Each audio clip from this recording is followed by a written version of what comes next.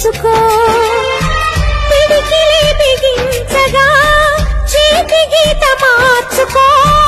మారిపోని కథలే లేవని గమనించుకో. తోచినట్టుగా అందరి రాతను బ్రహ్మే రాస్తాడు. నచ్చినట్టుగా నీ తల రాతను నువ్వే రాయాలి. నీ ధైర్యాన్ని దర్శించి దైవాలే తలదించగా, నీ అడుగుల్లో గుడి కట్టి స్వర్గాలే తరించగా, నీ సంకల్పానికి ఆ విధి సైతం చేతులెత్తాలి. అంతులేని చరితలకి